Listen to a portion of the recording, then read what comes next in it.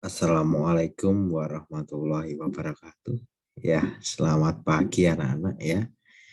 Gimana kabarnya anak-anak hari ini? Pasti semua sehat, semangat, serta gembira ya anak-anak ya.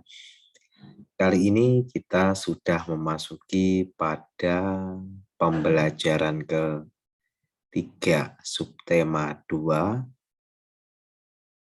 tema 4 ya anak-anak ya. Ya, kali ini mari kita simak pembelajaran 3 ya anak-anak ya. Pada pembelajaran 3 ini, anak-anak akan mempelajari tentang apa ya ini ya? Ya, ini. Di kegiatan olahraga ini, ya, kamu akan melanjutkan latihan pencak silat. Setelah bugar nanti, kamu akan melanjutkan kegiatan diskusi tentang berbagai pekerjaan ya anak-anak ya. Ya, di pembelajaran 3 kita akan membahas tentang pencak silat ya. Ya, coba ya kita pahami. Ya. Sebelumnya kamu telah mempelajari keterampilan dasar pukulan dalam pencak silat. Sekarang kamu akan mempelajari lebih lanjut tentang gerakan tangkisan. Amati gambaran penjelasan berikut. Tangkisan dalam pencak silat. 1. Tangkisan dalam. Tangkisan dari luar ke dalam sejajar dengan bahu. Itu contohnya seperti gambar yang sebelah itu anak-anak ya. Kemudian 2. Tangkisan luar. Tangkisan dari dalam keluar sejajar dengan bahu ya. Tuh gambarnya seperti itu. Tangkisan dari dalam keluar sejajar dengan bahu. Kemudian tangkisan atas. Tangkisan dari bawah ke atas untuk melindungi kepala dari serangan. Tuh. Kemudian halaman 71. Tangkisan bawah. Tangkisan dari atas ke bawah. Sekarang kamu akan mempraktikkan keterampilan dasar tangkisan tersebut dengan dipandu oleh guru ya. Ya karena kita belum bisa tatap muka seluruhnya, kita hanya melihat apa yang ada di buku tema ya anak ya. Perhatikan peragaan yang dilakukan oleh guru dan ikuti apa-apa yang diberikan ini tidak ya. Seorang pesilat membutuhkan kerja keras dan kesabaran dalam melatih setiap gerakan. Kamu pasti bisa melakukannya apabila terus berlatih ya.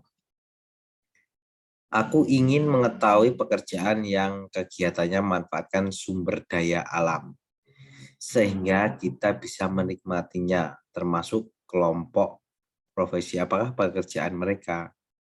Mari kita pelajari bersama ya. Sumber daya alam itu apa ya kemarin? Sumber daya alam itu segala sesuatu yang berasal dari alam ya. Mari kita simak yang ayah membaca. Bacalah teks dengan membaca senyap. Pernahkah kamu berpikir bagaimana para pekerja pembuat pensil? Pensil awalnya adalah sebuah alat tulis dan lukis yang terbuat dari grafit murni atau karbon yang berasal dari alam. Sayangnya, grafit murni cenderung rapuh dan mudah patah. Seiring perkembangan zaman, saat ini dibuat pensil yang merupakan campuran dari grafit dan tanah liat. Proses pencampuran ini dibalut oleh media kertas atau kayu. Cara membuat pensil saat ini adalah dengan menghancurkan grafit dan tanah liat menjadi bentuk bubuk. Kemudian dibakar selama kurang lebih 3 hari. Setelah itu, pensil ini dibentuk panjang dan tipis serta dibungkus kayu. Kayu yang telah ditebang untuk pembuatan pensil berasal dari pohon. Benda-benda lain yang terbuat dari kayu juga berasal dari pohon. Agar terjaga kelestariannya, pohon yang ditebang harus diganti dengan menanam kembali bibit baru dari tanaman sejenis. Selain itu, kita harus menghemat penggunaan pensil sebagai salah satu cara menghargai lingkungan, ya. Kemudian berdasarkan teks bacaan di atas, ceritakan proses pembuatan pensil dalam kolom berikut, ya. Berarti ini tugasnya, ya. Nomor 1 ditulis soalnya, kamu menceritakan proses pembuatan pensil dalam kolom, ya. Berarti kalau mengerjakan ditulis soalnya, kemudian di kotak-kotak, ya anak-anak, ya. Setelah di kotak-kotak diceritakan di dalamnya kotak itu kamu tulis ceritanya, ya.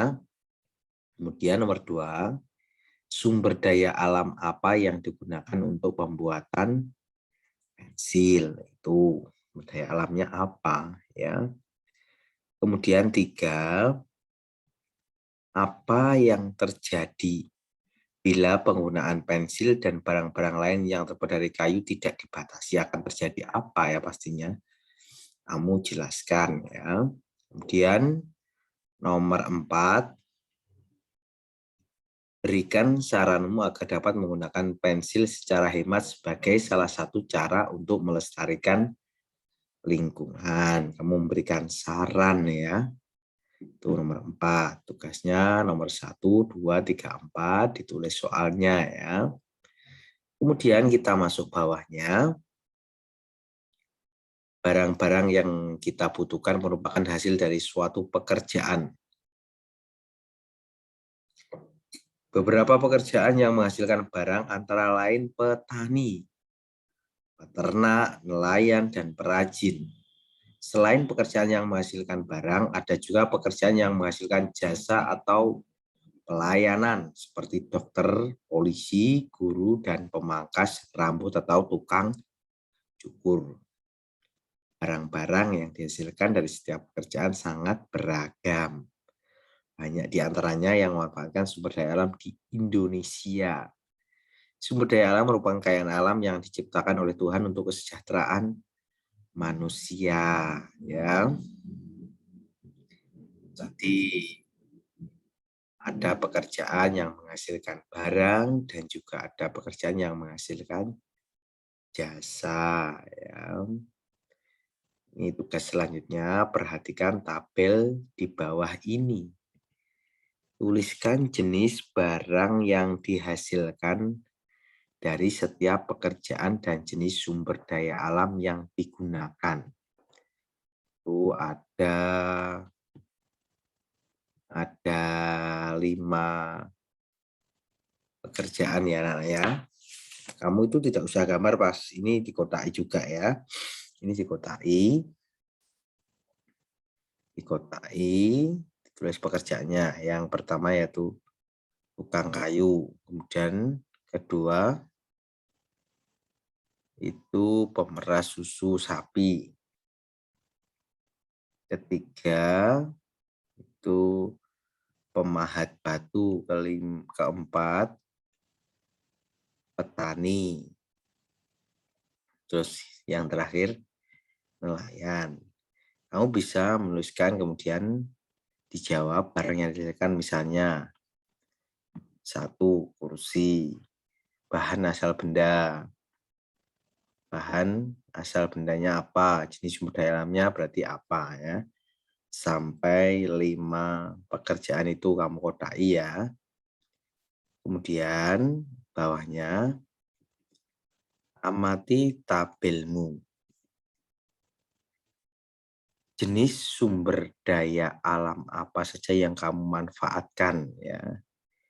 Tuh, berarti kamu tadi setelah mengerjakan tabel, kamu mengerjakan pertanyaan di bawahnya. Jenis sumber daya alam apa saja yang kamu manfaatkan? Tadi kamu jawab, sumber daya alam itu segala sesuatu yang berasal dari alam, terus yang kamu isi di dalam tabel tadi, kamu kerjakan. Sumber daya alam apa saja yang ada di tabelmu tadi. Kemudian nomor 2. Bagaimana kamu menghemat barang-barangmu agar sumber daya alam dapat terjaga keberadaannya, ya. Bagaimana cara menghematnya itu. Setelah itu, ayo menulis. Masih ingatkah kamu cerita tentang Bapak Willy, kepala sekolah teladan, ya, yang ada di bacaan di pembelajaran sebelumnya, ya. Bacalah kembali cerita tersebut. Sampaikan pendapatmu tentang cerita melalui tulisan. Tulisanmu harus memuat pendapatmu tentang cerita secara keseluruhan, ya, pendapatmu. Kalau kita diminta pendapat, jangan jawabannya hanya sedikit, ya. Alangkah baiknya jawabannya harus banyak, ya. Nah, itu. Kemudian bawahnya yang ayo renungkan, ya. Nih yang terakhir, kerjasama dengan orang tua. Perhatikan barang-barang di rumahmu, sumber daya alam apa saja yang dipakai. Bagaimana kamu dan keluargamu menjaga kelestarian sumber daya alam tersebut? Tulislah hasil pengamatanmu dan diskusimu dengan orang tua. Ya, sampaikan kepada gurumu. Berarti kamu hanya menuliskan, ya, menuliskan jawabannya, ceritanya, ya. Ya, sampai sini tadi kita ulang lagi tugasnya, ya, dari atas. Dari atas. Ya, tugasnya ini, ya. Nih, 4 soal, ya, tentang pembuatan pensil tadi. Ya, setelah itu tabel yang ada gambarnya ini, gambarnya tidak usah kamu gambar, tapi tuliskan aja pekerjaannya, ya. Tuh, ada 5 pekerjaan, ya. Barang yang dihasilkan, ya, juga seperti itu. Kemudian dan bawahnya ini, dan kerjasama dengan orang tua, ya. Ya, anak-anak, kali ini tugas dari Pak Edu yang dijelaskan itu, ya, anak-anak, ya, di pembelajaran 3. Ya, anak-anak tetap semangat belajar, ya, semuanya. Adapun ada yang belum mengerjakan tugas-tugasnya, bisa segera mengerjakan tugasnya dan dapat terkumpulkan, ya. Jangan sampai tugasnya itu apa, ya, malas ngerjakne, ya. Kalau bahasa Jawane aras-arasen gitu, jangan sampai, ya. Karena kita sudah kelas 4, ya. Sudah kelas 4, sudah besar-besar dan semakin rajin, ya, tulisannya juga semakin bagus, ya. Seperti itu yang diharapkan oleh Pak Edu, ya.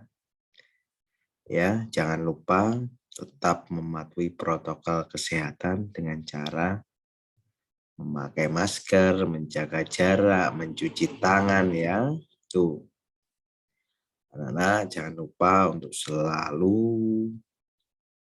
berdoa, ya, dalam segala hal apapun, dalam hal untuk meraih cita-cita, ya.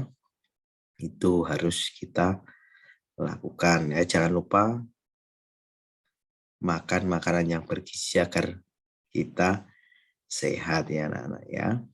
Ya, untuk yang paling penting selalu taat kepada kedua orang tua, ya.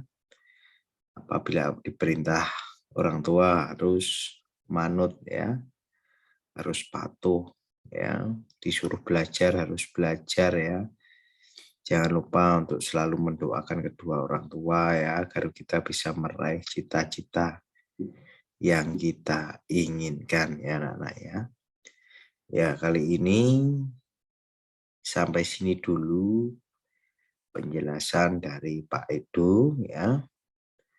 Untuk tugasnya bisa dikirim ke Google Classroom ya. Ya, itu saja. Mungkin kalau ada hal yang belum mengerti, belum paham, belum mengerti, bisa tanya kepada Pak Edo ya, Nana ya. Ya, kali ini sampai sini dulu. Akhirul kalam. Wassalamualaikum warahmatullahi wabarakatuh.